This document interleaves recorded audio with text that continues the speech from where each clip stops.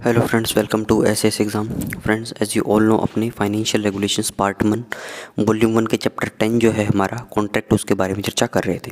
Right. तो previous video के अंदर दोस्तों अपनों ने कॉन्ट्रैक्ट के 200 पैरा नंबर 231 232 के बारे में डिस्कस करा था। राइट। तो दोस्तों कॉन्ट्रैक्ट क्या होता है? कॉन्ट्रैक्ट का मैंने आपको बताया था कि कॉन्ट्रैक्ट होता है दोस्तों ठेका। राइट। जिम्मा लेना, संविदा करना और अनुबंध करना। राइट। तो दोस्तों कॉन्ट्रैक्ट जो होता है सप्लायर और बायर के बीच में एक क्या है?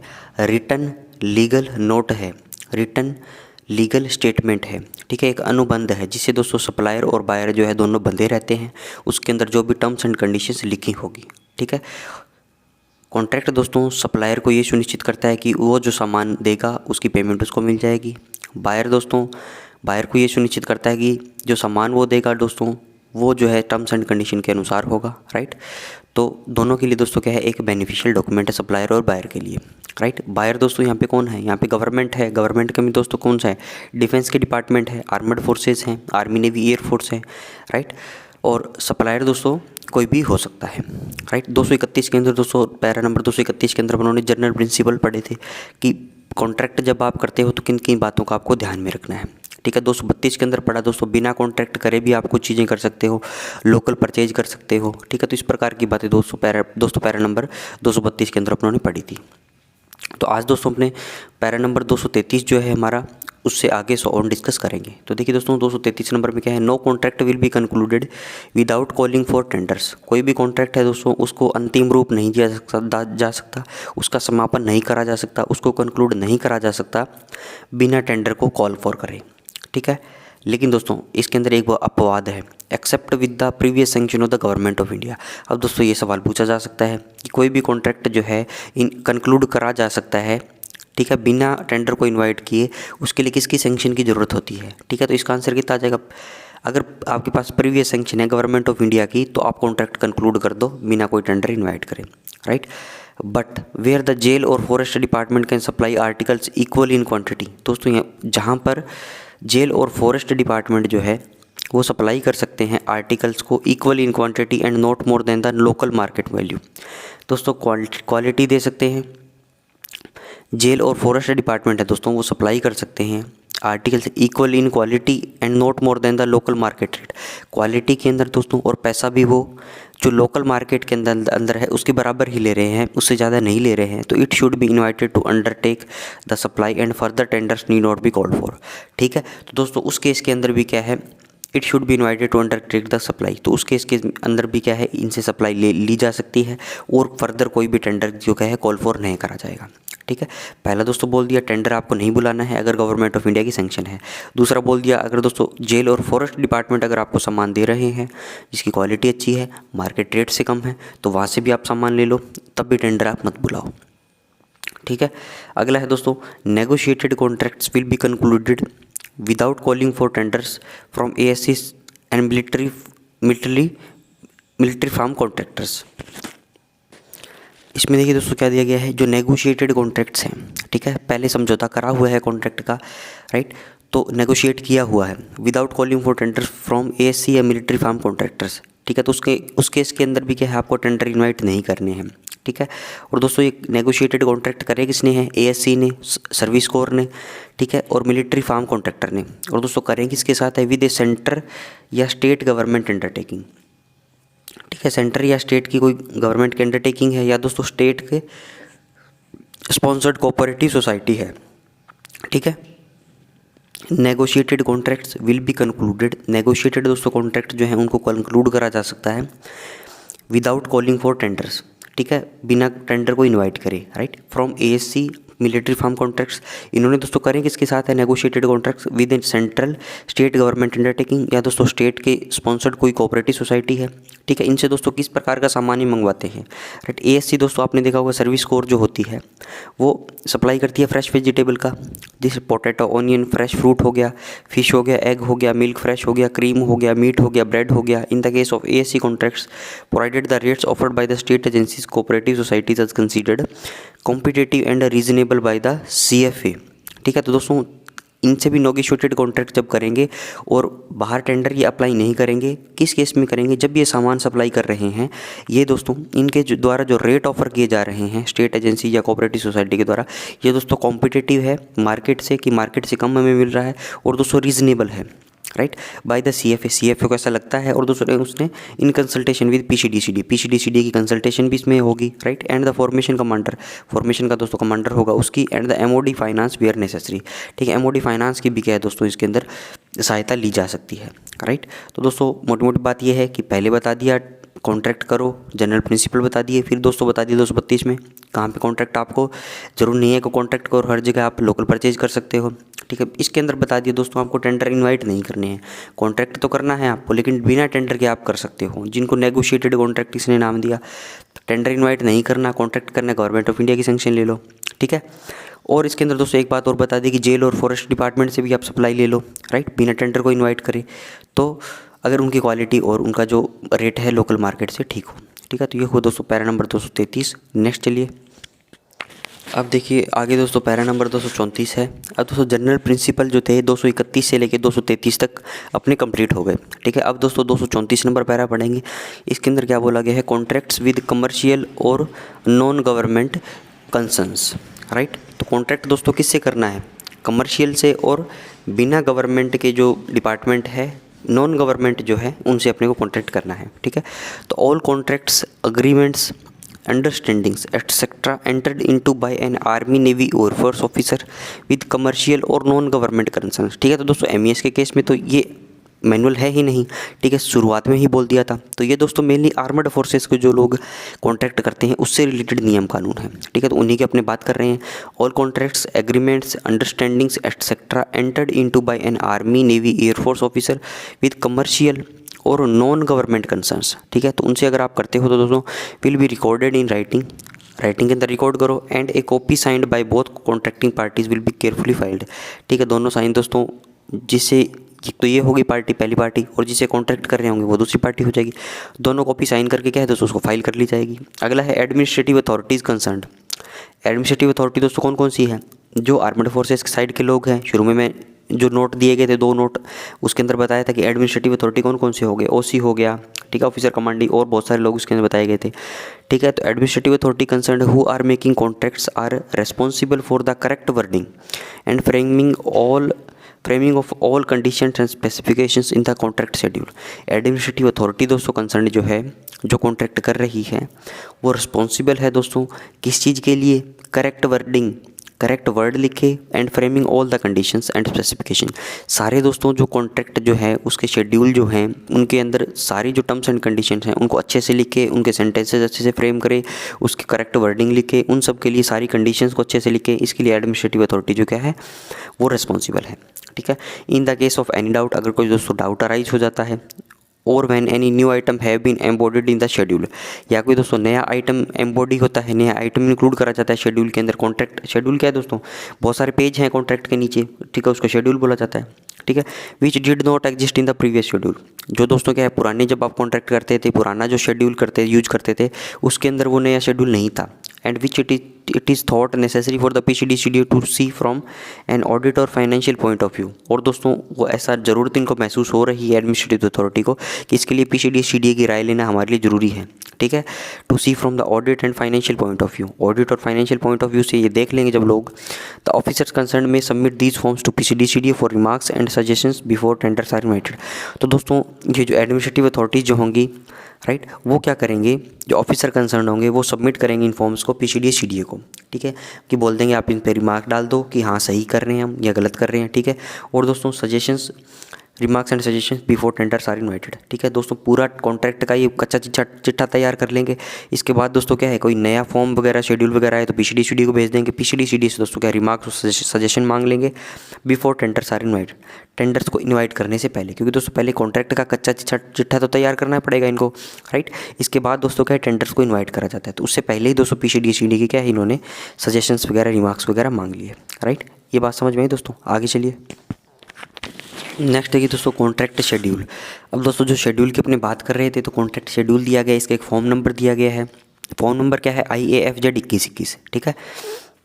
दोस्तों अगर in the case of transport contracts and cyclostyle schedules attached to, ठीक है, तो ट्रांसपोर्ट के दोस्तों जब आप कॉन्ट्रैक्ट करते हो, ठीक है, ट्रांसपोर्ट का दोस्तों आने जाने का जब भी कॉन्ट्रैक्ट आप साइन करते हो कोई व्हीकल्स वगैरह का, तो उस केस के अंदर दोस्तों क्या एक साइक्लोस्टाइल शेड्यूल भी अटैच कर दिया जाता है IAFZ 2121A स्पेशल कंडीशंस के नाम से, ठीक है। और दोस्तों कुछ प्रिंटेड फॉर्म्स भी इसके अंदर यूज़ होते हैं, तो IAFZ 2137A 2120 और 2124, राइट। तो and any other relevant conditions of the contract so desire to be carried out.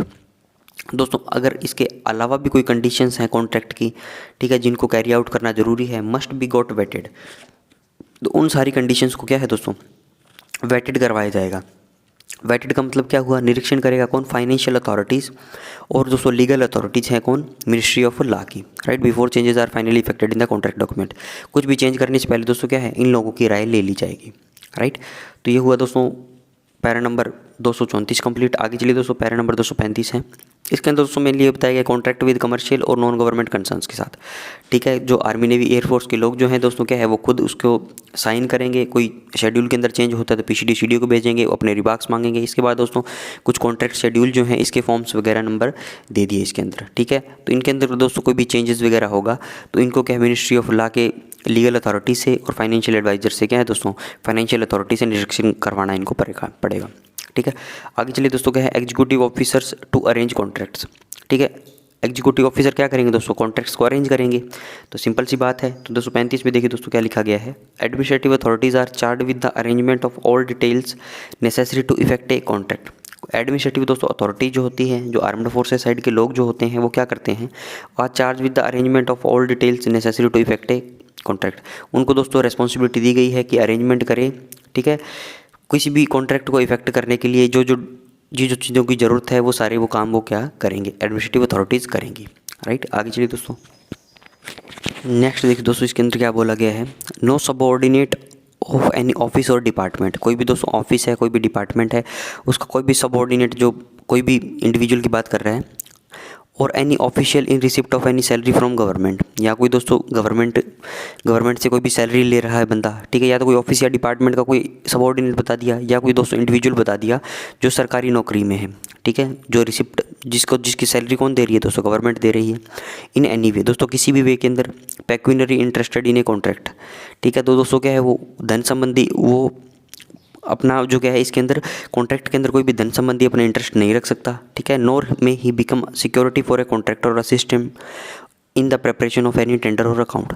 साथ ही दोस्तों वो क्या नहीं कर सकता, he become security for a contractor, ठीक है। वो ऐसी गारंटी नहीं ले सकता कि हाँ ये कॉन्ट्रैक्टर की इस गारंटी मैं लेता हूँ, ठीक है, यहाँ ये कॉन्ट्रैक्टर सही है वगैरह, ठीक है, या उसको असिस्ट नहीं कर सकता, उसकी सहायता नहीं कर सकता in preparation of any tender or account. या दोस्त जिस टाइम कॉन्ट्रैक्टर टेंडर प्रिपेयर कर रहा हो, ठीक है, अकाउंट प्रिपेयर कर रहा हो, तो उस टाइम उसकी सहायता नहीं करेगा, ठीक है दोस्तों। सिंपल थ्योरेटिकल बातें हैं, राइट।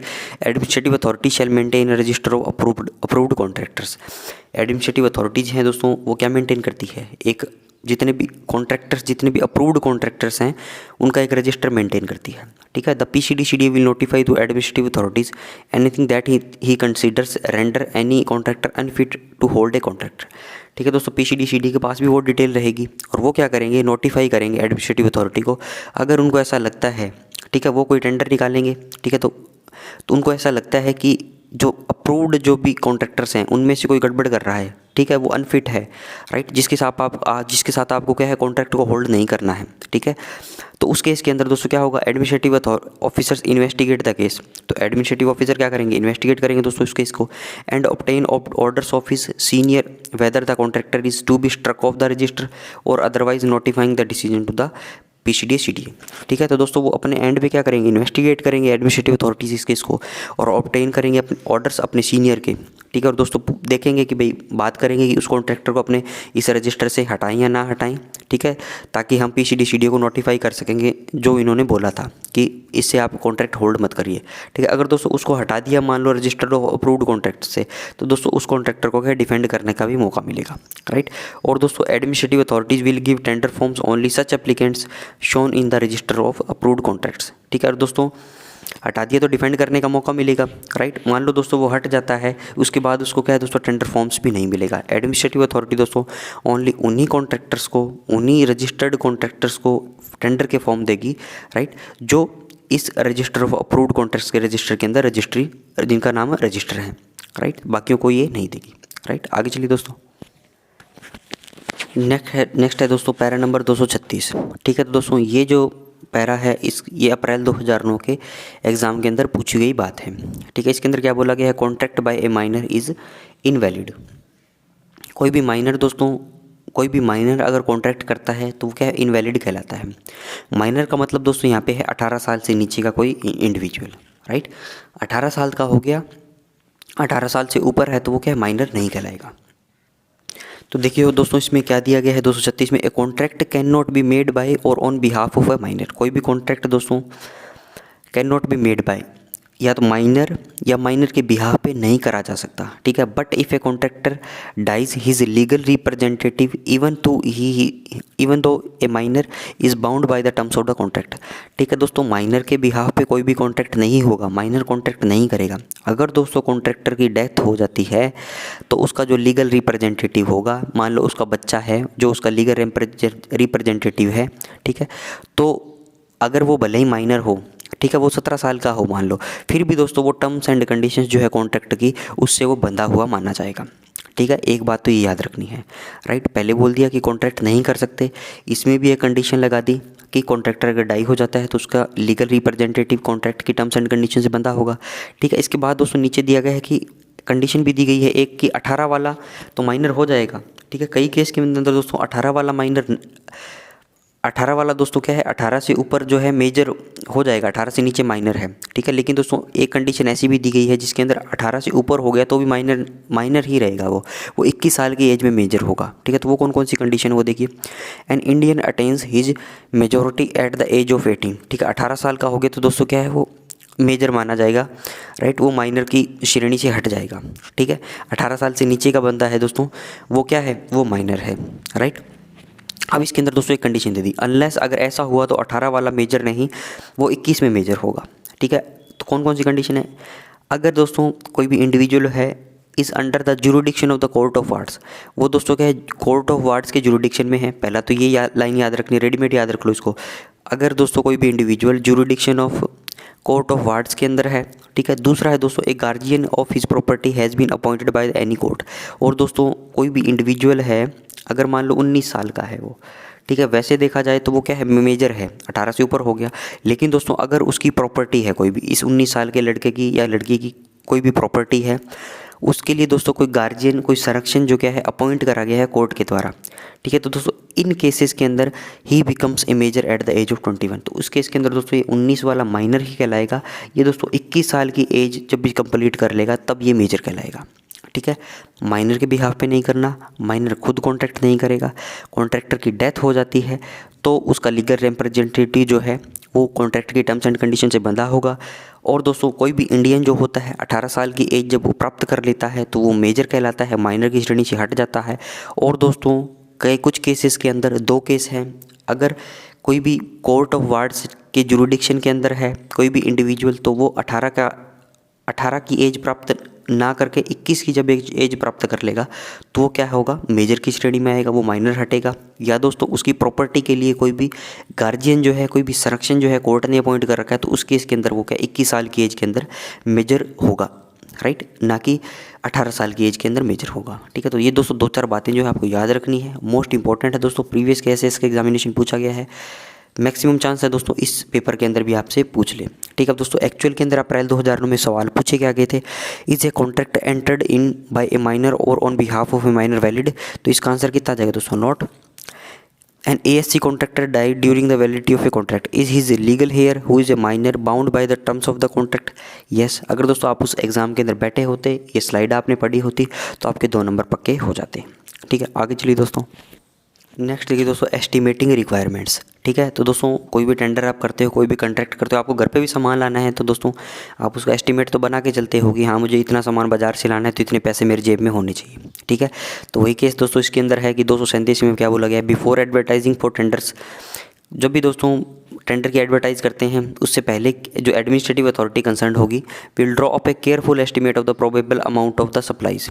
ठीक है, तो दोस्तों उसके अंदर क्या है वो एस्टिमेट लगा लेगी कि कितनी सप्लाई हमें चाहिए, for which he wants to contract की, उसके लिए जिसके लिए उसको कॉन्ट्रैक्ट करना है, with respect to past and future requirement. ठीक है, पास्ट के अंदर कितनी उनकी रिक्वायरमेंट रही थी उस सामान के लिए, फ्यूचर के अंदर कितनी रहने वाली है, ये सारा क्या है एस्टिमेट वो लगा लेंगे। ठीक है, आगे चलिए एडवर्टीजमेंट दोस्तों आपको सबको पता है आजकल तो क्या है दोस्तों ई टेंडरिंग का प्रोसेस है। ठीक है, ऑनलाइन आप कोई भी मान लो आर्मी है तो उसकी वेबसाइट है, एयरफोर्स नेवी है उसकी वेबसाइट। ठीक है, तो वहाँ पे क्या है दोस्तों जगह जगह पे टेंडर निकलते रहते हैं। राइट, तो पहले दोस्तों क्या था कि अखबार में निकाल दो, गवर्नमेंट के गैजेट में निकाल दो, तो वो सारी बातें इसके अंदर दी गई है। The advertisement calling for tenders for a contract should be published by any or all of the following methods. Advertisement दोस्तों जब भी कॉल करते हो आप टेंडर की किसी भी कॉन्ट्रैक्ट को कंक्लूड करने के लिए, किसी भी कॉन्ट्रैक्ट को करने के लिए, should be published by any or all of the following method. तो ये मेथड आप यूज़ करते हो with respect to the importance of the contract and the nature of the supplies. और दोस्तों क्या चीज़ें ध्यान में रखनी है कि कॉन्ट्रैक्ट की इंपॉर्टेंस क्या है और जो सप्लाई आप लेने वाले हो उनकी नेचर क्या है। राइट, किस नेचर का आपको सामान चाहिए। एक नंबर पे देखिए दोस्तों किन किन मेथड से आपको करना है, by advertisement in the government gazette, the Indian trade journal and local papers.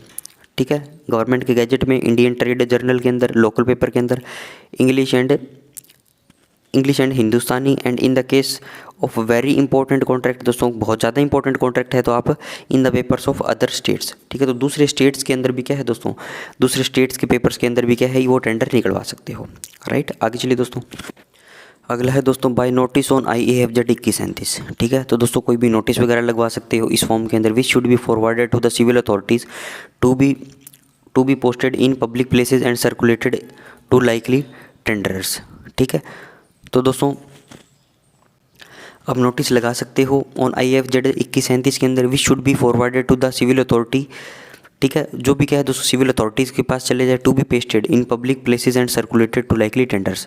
ठीक है, ये दोस्तों पेस्टेड है, पेस्टेड मतलब चिपका दिया वहाँ पर। ठीक है, कि हाँ भैया इसी चीज़ का टेंडर हम निकाल रहे हैं, पब्लिक प्लेसेस के अंदर सर्कुलेट कर दिया दोस्तों।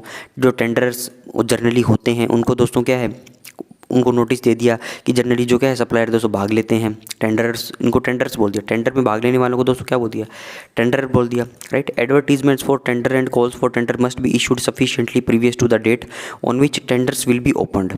ठीक है दोस्तों, जिस डेट को टेंडर आप करने वाले हो एडवर्टीजमेंट जो है उसका उससे बहुत पहले आपको करना पड़ेगा। ठीक है, मतलब बहुत पहले का मतलब क्या है कि सफिशिएंटली टाइम पहले। ठीक है, advertisement for tenders and call for tenders must be issued sufficiently previous to the date on which tenders will be open. जिस डेट को दोस्तों टेंडरिंग ओपन होगी उससे क्या है एडवर्टीजमेंट आपको या कॉल फॉर टेंडर जो है वो पहले करना पड़ेगा। As will give would be tenders reasonable time to frame and submit their tenders, ताकि दोस्तों जिस डेट को टेंडर हम ओपन होने वाले हैं, ठीक है, जिस डेट को सारे दोस्तों टेंडर आएंगे अपना टेंडर देने के लिए, उससे पहले आपको एडवर्टीजमेंट करनी है।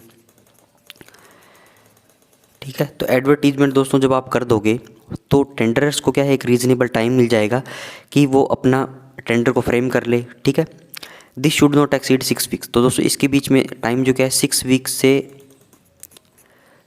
This should not exceed 6 weeks. ठीक है, तो दोस्तों एडवर्टीजमेंट का जो टाइम है टेंडर से क्या है 6 वीक से ज़्यादा नहीं होना चाहिए। ठीक है, 6 वीक का मतलब क्या हुआ दोस्तों 7 के 42 दिन तक मान सकते हो, यानी 1.5 महीने के लगभग। आगे देखिए दोस्तों, tender should be opened on a date sufficiently previous to the date on which the contract is to come into force. ठीक है दोस्तों, जिस डेट को कॉन्ट्रैक्ट लागू होगा, ठीक है, दोस्तों कॉन्ट्रैक्ट अलॉट होगा, ठीक है, उससे पहले टेंडर्स क्या है ओपन हो जानी चाहिए। ठीक है, उससे कुछ टाइम पहले। Right, as will enable the successful tenders to make adequate arrangement in time for carrying out the contract. ठीक है, ताकि दोस्तों जो सक्सेसफुल टेंडर्स है उनको टाइम मिल जाए अरेंजमेंट्स वगैरह करने के लिए। Right, the period between the issue of the advertisement or call for tenders and the date from which the contract will come into force. ठीक है दोस्तों, द पीरियड बिटवीन एडवर्टीजमेंट और दोस्तों जब कॉन्ट्रैक्ट आएगा फोर्स के अंदर में भी एज में 6 मंथ। ठीक है, 6 महीने से जो दोस्तों क्या है 6 मंथ तक क्या ये टाइम हो सकता है ahead for very important contracts. ठीक है, normally not less than 3 month. ठीक है, मिनिमम टाइम दोस्तों कितना दे दिया 3 मंथ दे दिया, 3 मंथ से पहले आप ये चीज़ें मत करो। ठीक है, मैक्सिमम टाइम दोस्तों कितना दे दिया इसके अंदर 6 महीने का दे दिया। ठीक है, as much 6 month ahead for may be as much 6 month ahead for very important contracts, normally not less than 3 months, right. तो नॉर्मली दोस्तों 3 मंथ का टाइम दे दिया, मैक्सिमम कितना हो सकता है, 6 महीने का टाइम इसके अंदर हो सकता है, राइट। आगे चलिए दोस्तों, तो ये वो दोस्तों para number 238 complete. Para number दोस्तों 239 जो है अपने नेक्स्ट वीडियो के अंदर डिस्कस करेंगे। तो आज का वीडियो दोस्तों यहीं पर अप करता हूँ। वीडियो को लाइक करिएगा दोस्तों, कमेंट जरूर से करें, वीडियो को अपने दोस्तों के साथ शेयर करें। Thanks for watching, have a nice day.